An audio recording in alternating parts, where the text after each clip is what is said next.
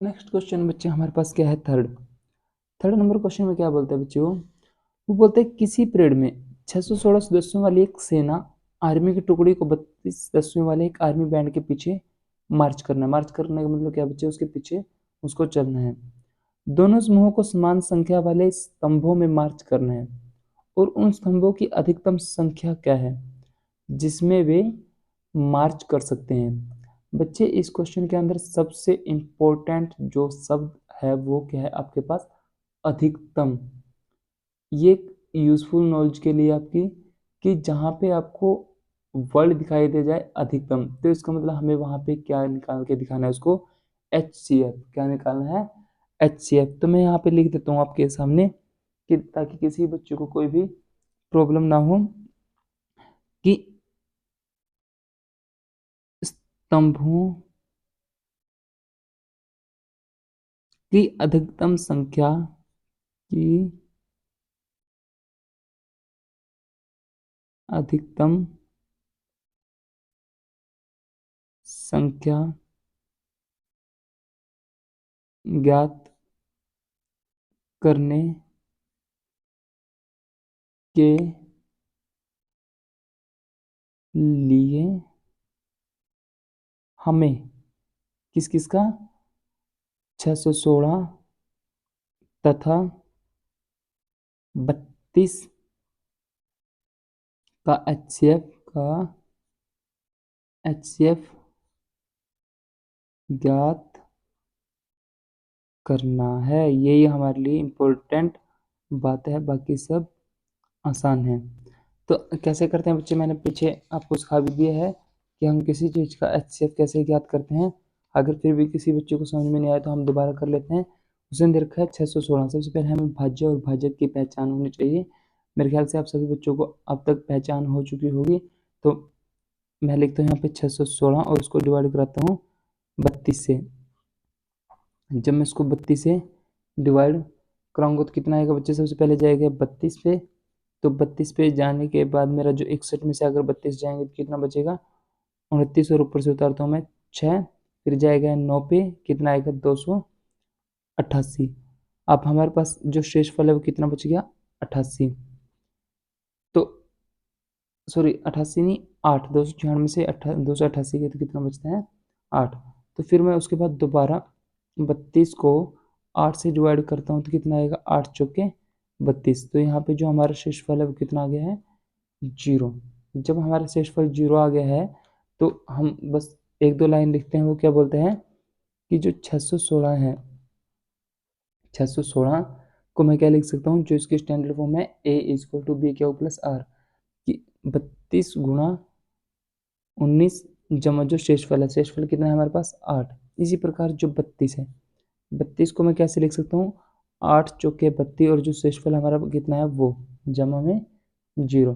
तो इस प्रकार 616 तथा 32 का HCF 8 है। तो मतलब कितना है वो, 8 है। तो यहाँ पे लिख देता हूँ मैं, इसलिए स्तंभों की, क्योंकि स्तंभ की बात की गई थी, स्तंभों के अंदर ही उनको मार्च करना, स्तंभों की अधिकतम, उसने क्या बोला था बच्चे आपके पास, अधिकतम, अधिकतम संख्या कितनी है, संख्या 8 है। ये आपका क्वेश्चन 3 भी डन। अब नेक्स्ट क्वेश्चन चलते हैं हम क्वेश्चन नंबर 4 की तरफ। ज़्यादा टाइम को वेस्ट नहीं करेंगे। ये क्वेश्चन बिल्कुल जो आपका है वो क्वेश्चन सेकंड की तरह ही है। वो क्या बोलते हैं बच्चे कि यूक्लिड विभाजन प्रमेय का, कि जो आपको एक प्रमेय कराई गई थी कि A=B²+R, जो हमारे एक यूनानी गणितज्ञ थे उन्होंने दी थी, यूक्लिड विभाजन प्रमेय का प्रयोग करके दर्शाइए किसी धनात्मक पूर्णांक का वर्ग। पीछे बच्चे उसने क्या बोला, सिर्फ धनात्मक पूर्णांक, लेकिन अब की बार उसका वर्ग है, मतलब हमें कहीं ना कहीं उसकी पावर 2 लेके करना पड़ेगा। m के लिए 3m या 3m+1 के रूम का होता है, ऐसा करके हमें दिखाना है। तो जैसे हमने पीछे कुछ अज्यूम किया था, माना था, इसी प्रकार इस क्वेश्चन के अंदर भी हम लेट करेंगे और उसको सिर्फ ओनली वर्क करके दिखाएंगे और हमारा क्वेश्चन कंप्लीट। तो बच्चे हल क्या लिखता हूँ मैं मान लेता हूँ यहाँ पे सबसे पहले हमें मानना पड़ेगा कि माना कि x कोई एक धनात्मक, क्या है, धनात्मक, उसने धनात्मक के बारे में बात की है, धनात्मक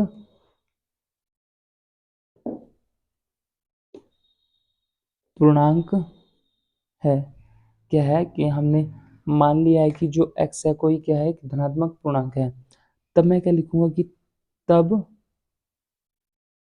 यह क्या बनेगा, 3q या फिर 3q जमा 1 या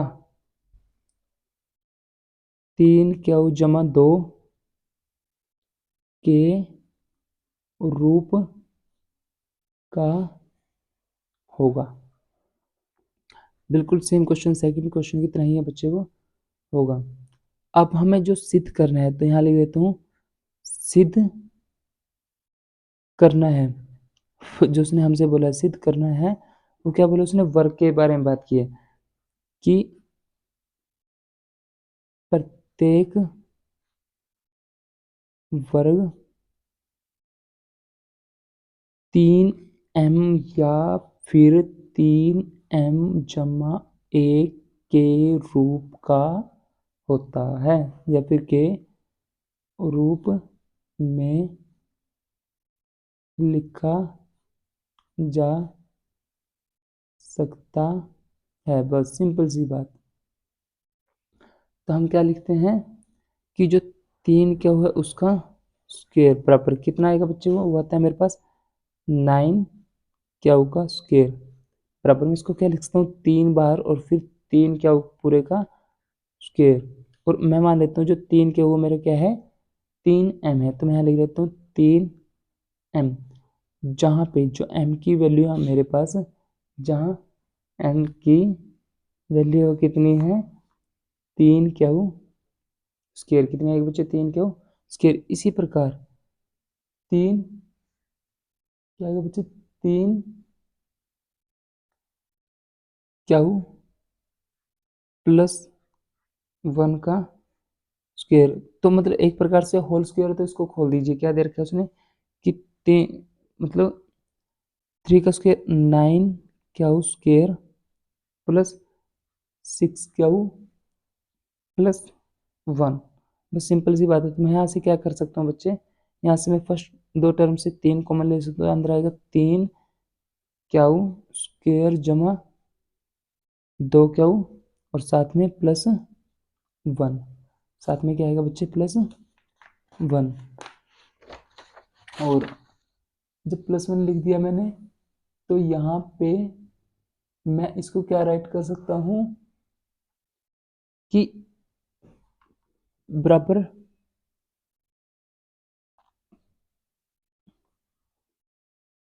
3m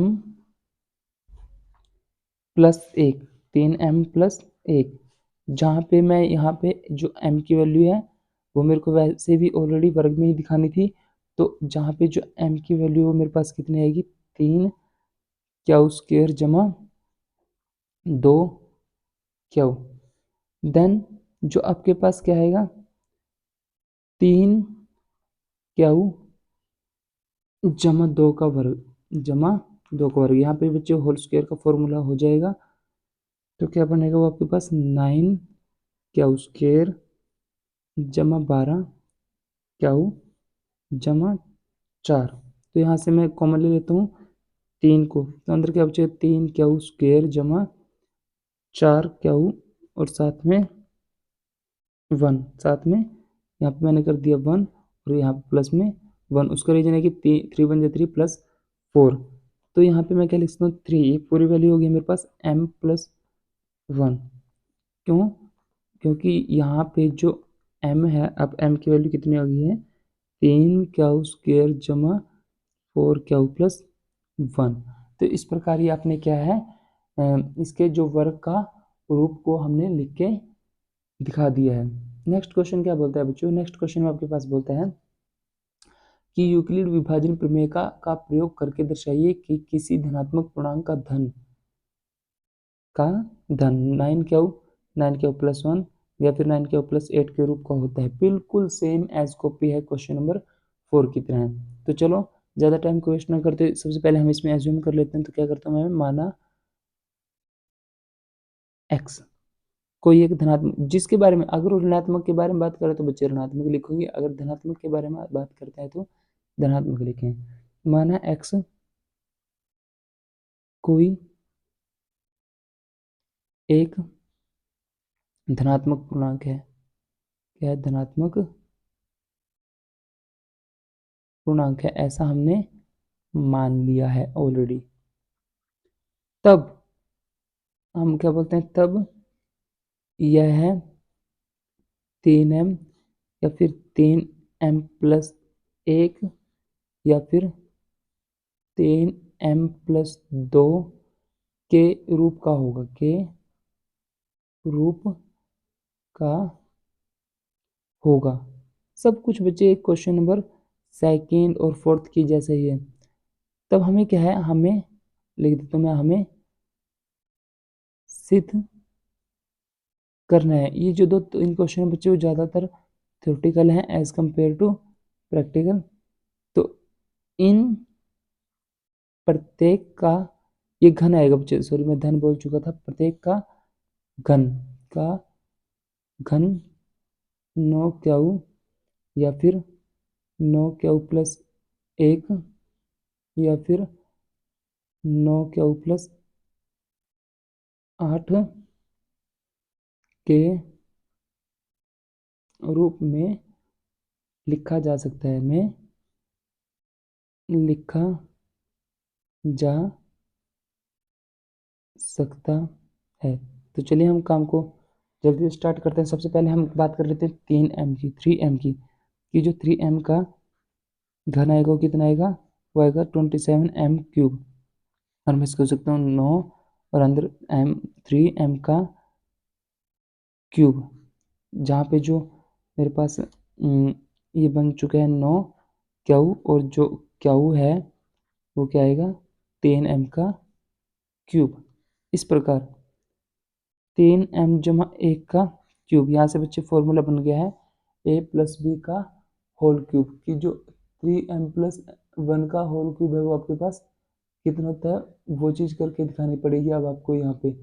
तो कितना होता है वो आएगा आपके पास 3m का क्यूब पूरे का प्लस 3m का स्क्वायर जमा, सॉरी इंटू में 1 जमा 3m इंटू 1 का स्क्वायर जमा 1।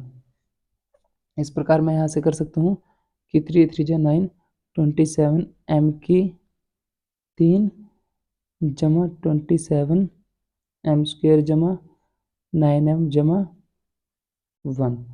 तो यहाँ से मैं क्या कर सकता हूँ, 9 को कॉमन ले सकता हूँ।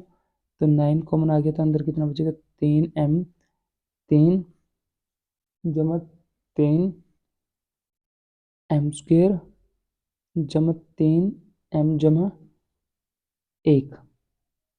तो यहाँ से क्या कर सकता हूँ बच्चे में, मैंने यहाँ से m तक कॉमन लिया था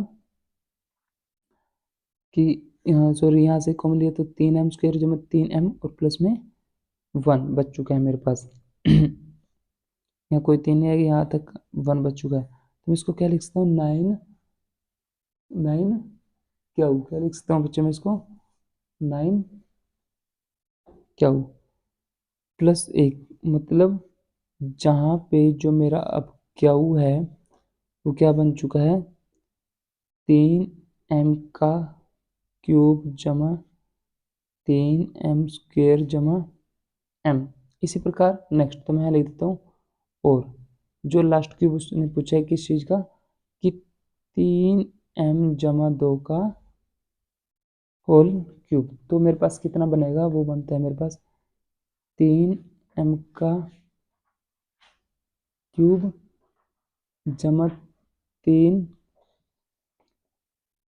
3m का स्क्वायर इंटू 2 जमा में 3m और इंटू में 2 का स्क्वायर जमा 8। तो जब मैं इसको कैलकुलेट करता हूँ तो बच्चे कितना आता है मेरे पास ये करके 27m³ जमा 54 मतलब 54m स्क्वायर जमा 36m जमा 8। यहाँ से मैं 9 को कॉमन लेता हूँ तो कितना आएगा 9 अंदर 9 बाहर आ जाएगा तो अंदर आएगा 3m³ जमा 6m स्क्वायर जमा 4m और प्लस में 8। तो मैं लिख सकता हूँ यहाँ पे 9 प्लस 8। तो जहाँ पे जो आपका क्यू है वो कितना रहेगा मेरे बच्चे, क्यू बराबर कितना आएगा 3m स्क्वायर जमा 6m जमा 4m। आई होप आपको ये एक्सरसाइज बिल्कुल अच्छे से समझ आ गई होगी। अगर फिर भी किसी बच्चे को किसी भी कंसेप्ट में कोई भी प्रॉब्लम हो तो वो हमें कमेंट सेक्शन में मैसेज कर सकते हैं। और बच्चे आपके लिए इतनी मेहनत की है तो उसके लिए एक लाइक शेयर और कमेंट तो कर दीजिए और अपने दोस्तों से इस वीडियो को शेयर भी कर दीजिए ताकि उनको भी जितनी भी हमारी यूज़फुल नॉलेजेबल वीडियोज़ हैं उन तक आने में कोई भी देरी ना हो। और चैनल को सब्सक्राइब करना ना भूलें। Thank you.